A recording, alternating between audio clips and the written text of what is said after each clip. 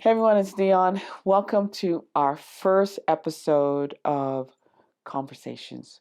This is going to be a podcast that is going to talk about some real raw topics, things that people just don't want to talk about, but need to be spoken about. We're going to invite guests here in the studio, plus have them remote. You might even be a guest. There's something that you need to share that's going to free somebody else. And I really believe in the Word of God, which says, that they overcome by the blood of the Lamb and the word of their testimony. Your testimony is gold. Even though the enemy would tell you, hide it. Don't tell anyone what you're struggling with. Interesting thing is, when you actually start to share about your testimony, you get freedom. But the enemy tells you don't share it because he knows when you share it, there's freedom. So we're going to touch on those conversations with people, but I want you to get to know who I am first, because I know a lot of you have watched me and you've heard my prophetic words, but you don't really know who I am. Really, the truth is, I'm really kind of very private. That's what it is. I don't think I'm interesting.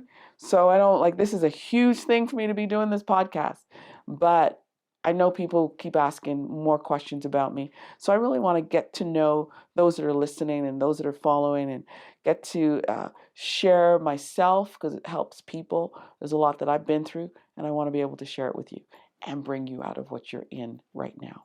Where does your story start? Where's my story start? My story starts a long, long time ago in a far, far land called England. My parents, who were both Jamaican, went to England back in the late 50s and migrated there with my entire family.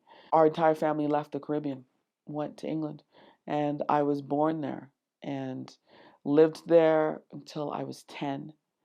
My parents left, came to Canada, and left me in England with my great aunt, my grandmother, and that's who I was left with in my family.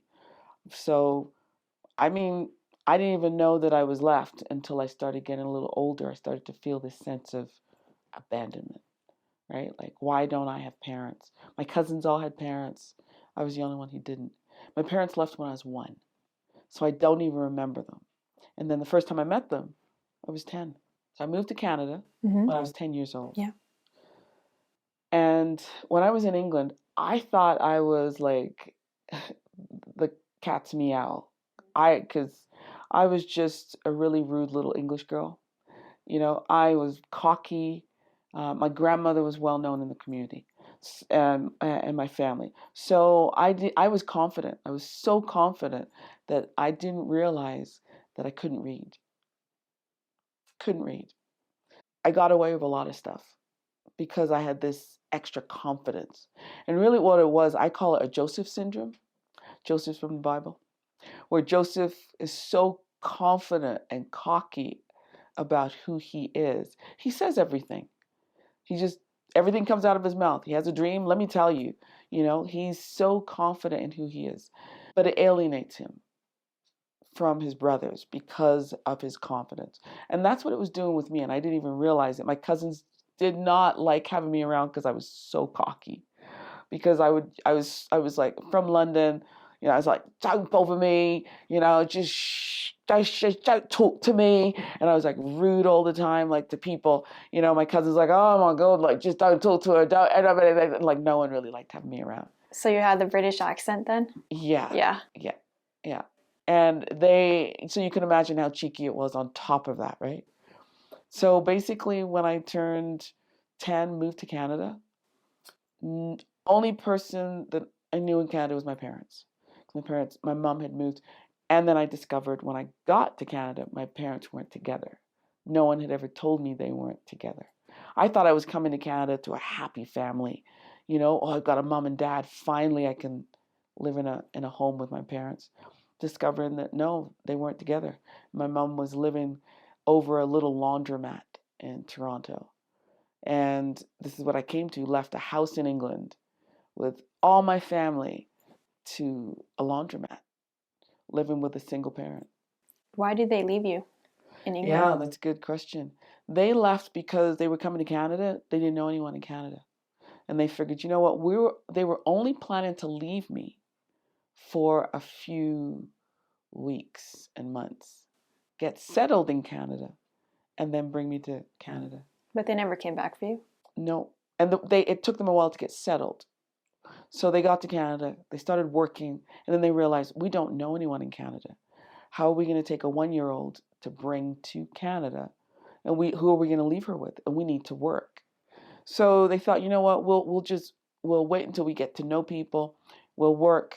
By then they were going in their own direction. And then it was my mom trying to figure out, how am I going to bring a little baby to Canada? I don't have any family. Like, our whole family lives in England. So it was like 1 year after the next year evolved, and before you knew it, it was 10 years. And then it was like, okay, I need to bring my child over. So that's the reason why it took so long. It really wasn't intentional on their part, but I really believe it was intentional on God's part. Because what I learned in those 10 years, I would never have learned had I been with my parents in Canada. To be in an environment where I learned to pray, where I heard and saw people praying and the intensity of prayer. I wouldn't have learned that when I got to Canada. My mom would have been too busy to probably even take me to church, because she was just working so hard. So I was in the right place. I really was. And the interesting thing was, actually, my mom, they've been married for like 10 years and couldn't have a child. And my mom always wanted just one child. She said to God, just give me one. And when she was 16, interesting enough, she was 16 years old, she saw this little girl, very chunky, chubby little thing that you just want to squeeze. And she just loved this little girl. She used to live close to where she lived. And she thought this little girl was the cutest thing ever. And one day she asked this little girl what her name was, and she said, Dionne. And my mom put that name in the back of her head and thought, every Dionne must be cute, because this little girl was cute. So when she got married, they were married for like 10 years, couldn't have children. And she begged God and said, just give me one. Just give me one. Give me a girl. Just one. And lo and behold, the Lord opened her womb just for one child, closed it up again, and I was born. But you know what? I kind of liken my story to Samuel. Hannah kept praying, give me a child. And then when Hannah got this child after Samuel was weaned, she left Samuel with somebody. And they raised him. And that's basically what my mom did. The child she wanted so desperately, she left for somebody else to raise. And I also liken it to similar to the whole story with when you think about Moses, right? I mean, it's a desperate situation. Someone wants a child to keep, but you've got to give them away so they can be raised in an environment. And God's plans are beyond our imagination, right? Yep. And you leave them somewhere and you think it was your plan, but God's like, no, it was mine. I actually needed Moses raised in Pharaoh's house because I needed him to learn the behaviors of Pharaoh. So when I brought him back to say, let my people go, he would know how to present himself to Pharaoh because he was raised in Pharaoh's house. And the word of God says Moses was very articulate. He was educated. So he was able to come and speak the language. How would he not know how? How would he know to speak to Pharaoh if he hadn't been in Pharaoh's house? And I'm sure his mother thought that was the worst thing, but God is like, I got a plan. And it's like Samson, where God says he created Samson to agitate the Philistines. That's why you created him? Yep, to agitate the Philistines. So I think sometimes people look at their life and they have to look back and go, no, it was horrible. Grew up without a mother, grew up without a father, grew up in poor conditions. We grew up with no money, grew up with no supplies. And you don't realize that sometimes God puts you in a well, Joseph, because he's getting you ready to be second in command. And you can complain about it, or you can just say, God, show me why you allowed me to go through this, rather than going, I detest what I went through and be bitter and resentful to everybody because you're blaming them about your future and your past. So you'll really never go anywhere beyond this moment, right?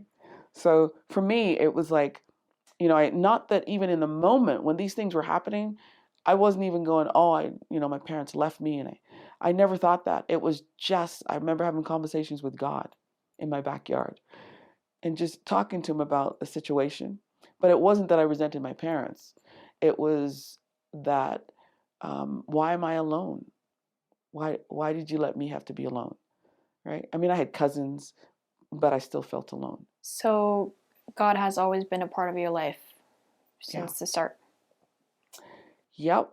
Since I was little, raised in a home with family that was Christians, and going to Sunday school every single Sunday. It didn't matter. I went to Sunday school. Got dressed up in my patent leather shoes, my frilly dress, and my Sunday hat, and making sure I had my Bible, my offering, my little purse, everything, going to church. It wasn't a question. Nowadays, kids have a choice. There wasn't a choice to go to church, right? I could not get up and say Sunday morning, I'm tired. That was not a choice. It was so much that I tell you, Saturday night, we were shining our shoes to go to church for Sunday You're morning. excited for church. We were. Yeah. You know what I'm saying? Like, it was like your dress was hanging up in front of the wardrobe. Like, that's what I'm wearing tomorrow. The ribbons were laying across the dresser, what you're going to put in your hair. And your socks is all sitting out. And it was an exciting thing, right? Like, you look forward to going to church. Nowadays, people like, it's Sunday? What's that mean? Oh, it's a day to rest under your comforter rather than in the presence of God.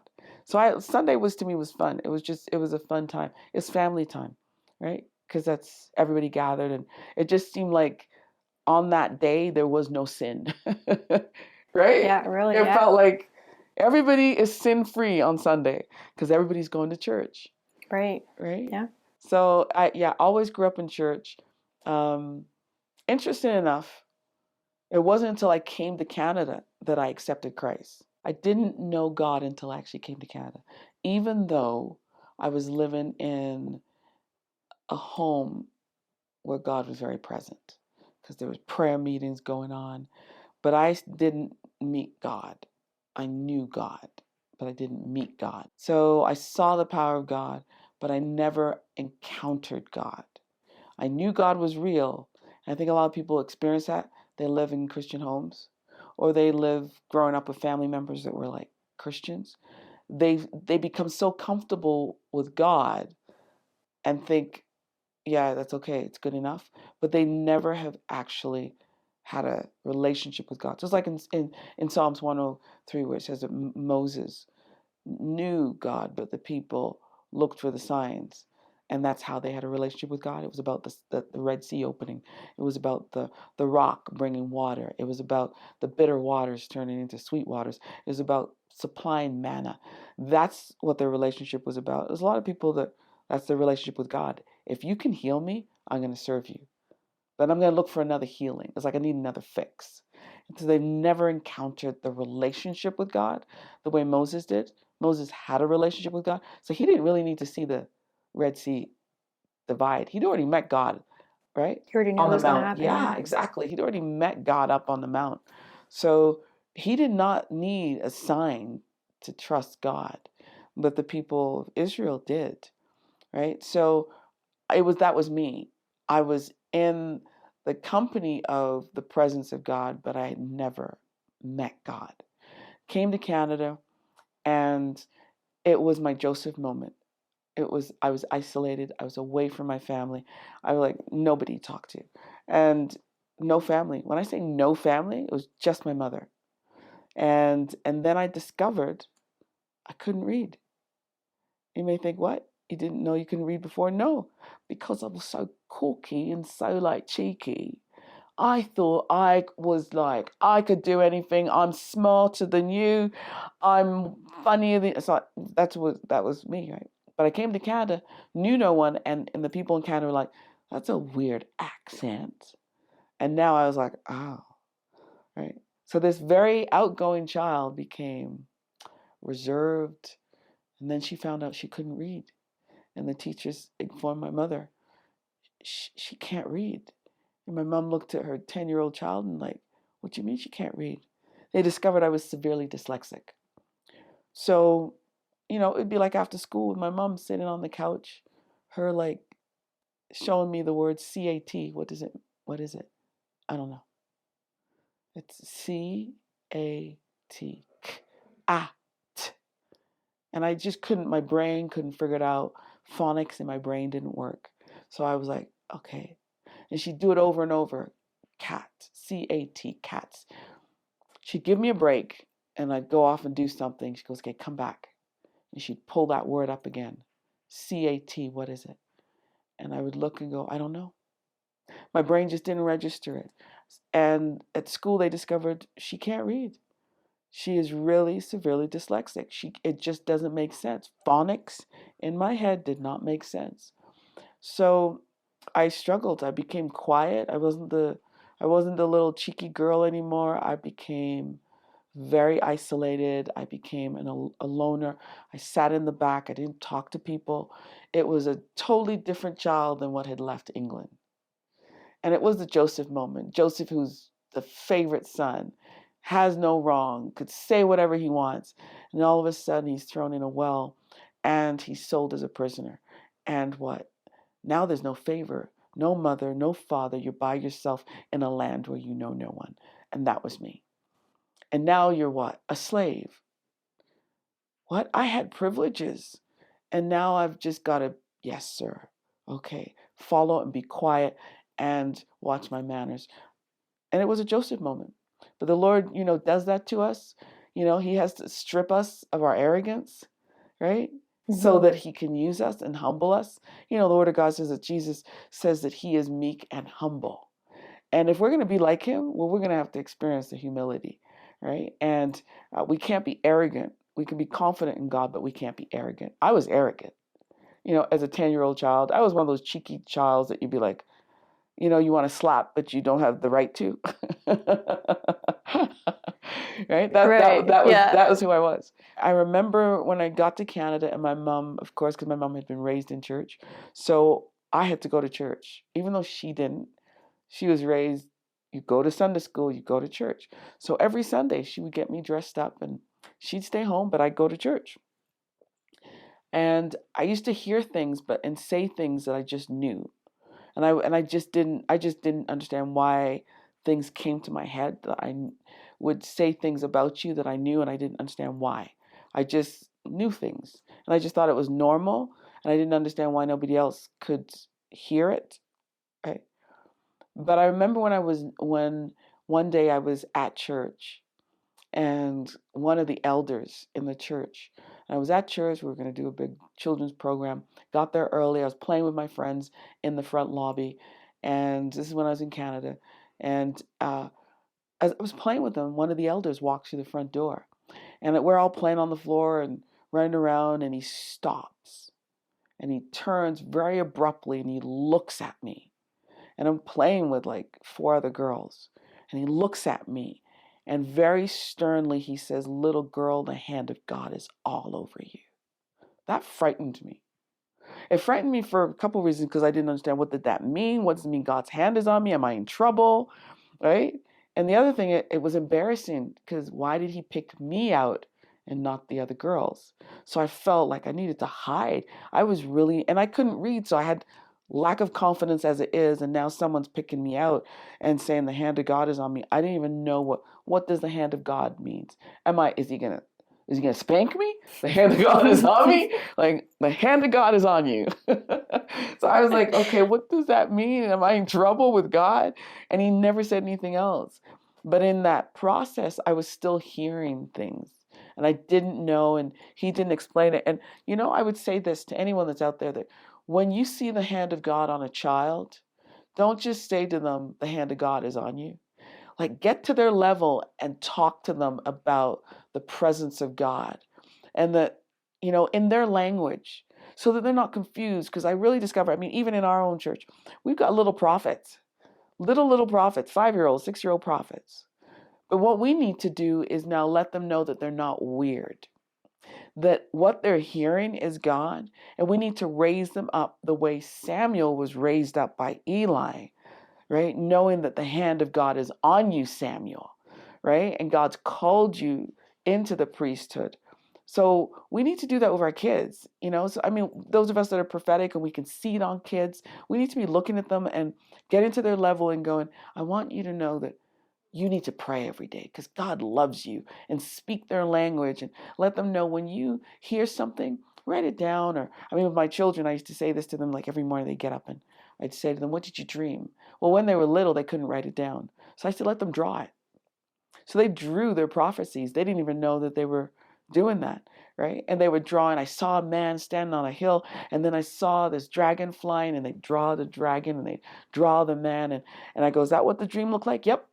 So they could articulate what God was showing them. And I was provoking it because I was constantly asking them, what did you dream? Because I wanted to provoke the prophetic in them. But I think that I lacked that. No one told me that. So I just thought I was weird.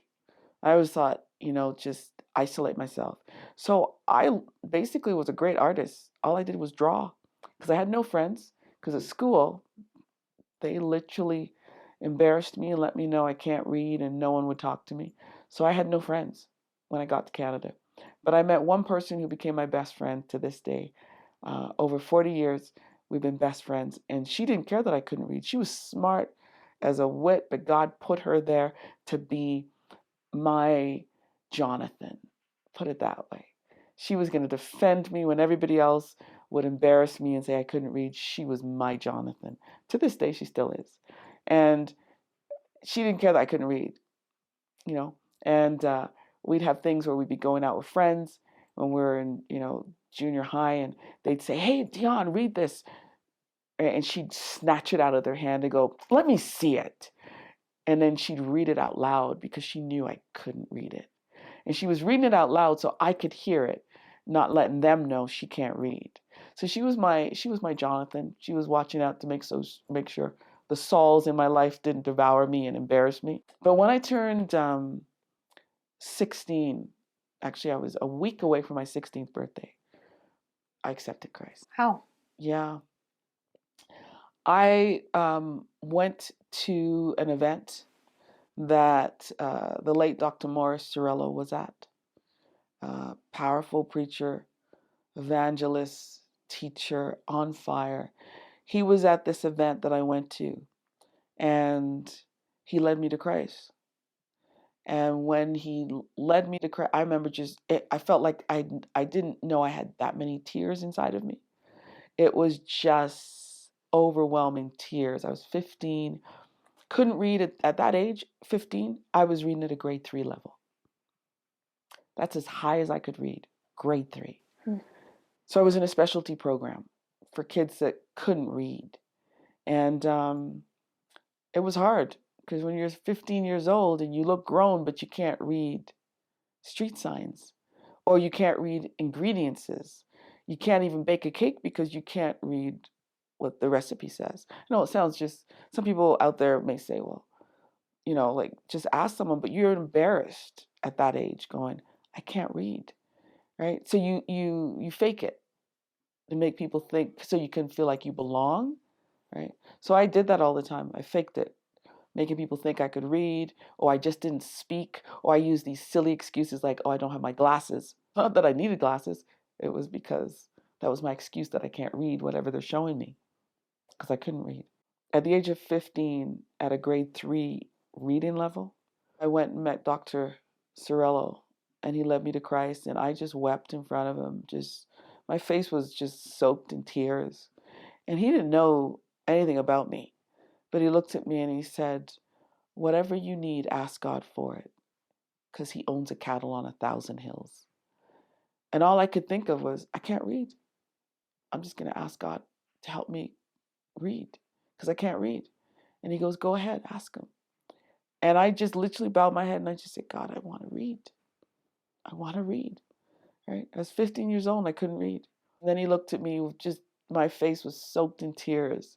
And he looked at me and he said, from this day on, I want you to read your Bible and pray every day. And I was like, okay. And literally, I went home that night, and I think I'm going to keep the rest for the next episode. Okay. Okay. I think I'm going to keep the rest. You have to tune in to hear about it and come back and talk to me about it, because it's pretty powerful what God did after that.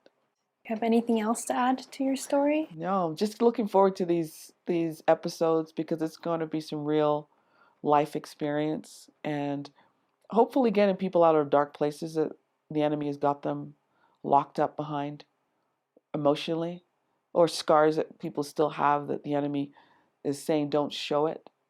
Be embarrassed of your scars, right? We all have scars, right? We've got scars somewhere on our body, our physical body. We don't want anyone to see it. Somebody told us it doesn't look good, right? And we believed it. And maybe someone didn't even tell you it didn't look good. You told yourself, or you heard something in your head say, it's ugly, don't show it. And then you're embarrassed to wear a certain outfit, or embarrassed to wear sandals because you got, claw-like toes or something. And someone's told you that that's not beautiful. And you haven't learned to be just confident in your flesh. That God is actually looking at any of that external stuff. But yeah, I'm looking forward to these episodes, me sharing and having our guests share about some real issues that we're facing right now, things that we need to overcome, and literally having people on that we can pray with and walk them out of what they're going through and see them delivered, seeing them delivered from what they're going through. So I'm excited about what's coming. It's pretty exciting. We're going to have some serious conversations. Hey everyone, thank you so much for joining us on our first episode of Conversations. If you liked this, push that button. If you know someone who needs to hear it, push that share button. If you want to hear more, push the follow button. I want you to join with us next week. I've got an amazing guest coming. There's so much more to talk about, and there's a lot more I want to share with you. Let's talk. Hey everyone, this is Dionne Smith. You're also known as PD, also known as Prophetess Dionne. And we're just going to have some real conversation today. Welcome to our first podcast, episode 1. Hey everyone, it's Dionne. I think that's it. I think that's it. I think that's it. I think that's it. First episode. First episode. First episode. How was that, Ken? That was good. That's his response. Lilo, we're about to go live. So you got to come down. I know you like looking me in the eyeball, but you gotta come down. This is part of the bloopers, right? Yeah. Okay. Bye-bye. Thank you. First audience. So Lilo, tell me, when did you discover you were a dog? When? It was that early. How'd you feel about it? Oh, it was traumatizing. Someone told you had 4 legs?